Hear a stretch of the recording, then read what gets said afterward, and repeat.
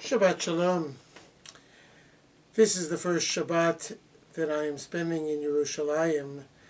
I've just completed spending 3 days with the Rabbinical Assembly at our annual convention, and Monday morning I will start my last formal year with the Hartman Institute.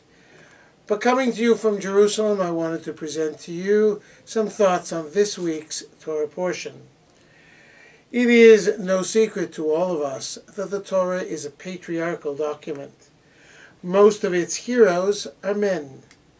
Most of its functionaries are men. The priests are men, the Levites are men, and only men are counted in the census that makes up a good portion of this week's Torah portion called Pinchas. The census had two fundamental functions. The first was to identify all the men who would be eligible to serve in the Israelite army as the Israelites crossed the Jordan River in order to conquer the land of Israel. The census also had a second function. Once the Israelites would be in possession of the land, the census would also help with the allotment of the land among the families that made up the 12 tribes. But if only the men were counted in the census, it would make sense to conclude that only males would be allotted portions of the land. And if only men are allotted portions of the land, it might be reasonable to conclude that only their sons would inherit them. What would happen if a man had only daughters? What would become of his property when he died? Who would inherit his land? These were not theoretical questions, as we learn from this week's Torah portion. A certain fellow by the name of Tzlofchad, from the tribe of Menashe, was the father of 5 daughters and no sons. As we learned several weeks ago in Parshat Bahar, the land of Israel belongs to God, and it is God who apportions the land and assigns it family by family.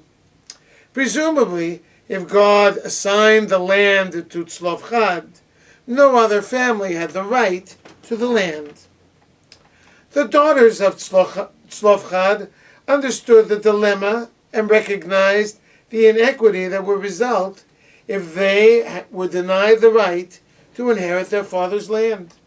They approached Moses and underlined the injustice by saying that if their father's land were somehow passed to another family, their father's name would be lost as well. No land meant no perpetuity of the family name. Moses himself didn't have an answer. Therefore he consulted God. God's answer permitted the daughters to hold on to the land that belonged to their father, provided that they married within the tribe of Menashe. This was by no means a perfect solution, but it was the very first step in our tradition by which women were recognized as independent, self-sufficient people, and not simply as appendages of their fathers, their brothers, their husbands, and their sons. Rabbis Elliot Dorff and Susan Grossman, in their halachic notes to the Eitz Chaim edition of the Chumash, have noted how Jewish law on inheritance has progressed over the years. By the year 1943, the chief rabbinate of pre-Israel had finally granted women equal rights of inheritance with men.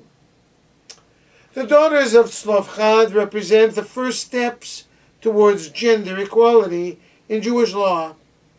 There are areas such as the role of women in religious services where great strides have already been made, even within the limitations of an orthodox interpretation of Jewish law. There are Orthodox synagogues where women can lead certain parts of the service, read the Torah, and chant the Haftarah.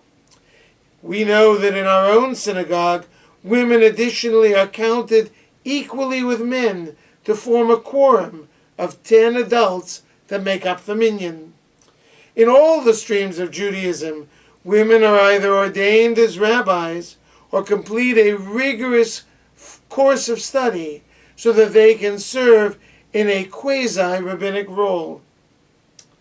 There are still areas of Jewish law where gender equality has not been achieved fully. In the traditional religious divorce procedure, it is the husband who must initiate the process of authorizing the writing of the get for his wife, or at barest minimum, consent to a request from a rabbi that permits the rabbi to write the get. In the Orthodox world, the husband's refusal to authorize the granting of a get means that the woman remains an aguna, literally a chained woman for the rest of her life, unable to get on with her life.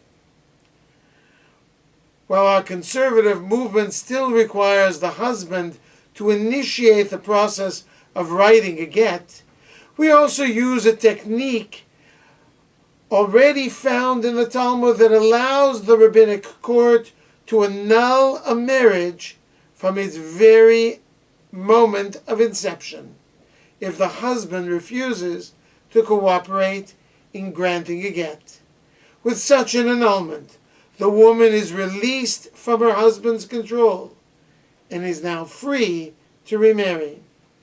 The daughters of Tzlov set a tone for advocacy on behalf of women and gender equality.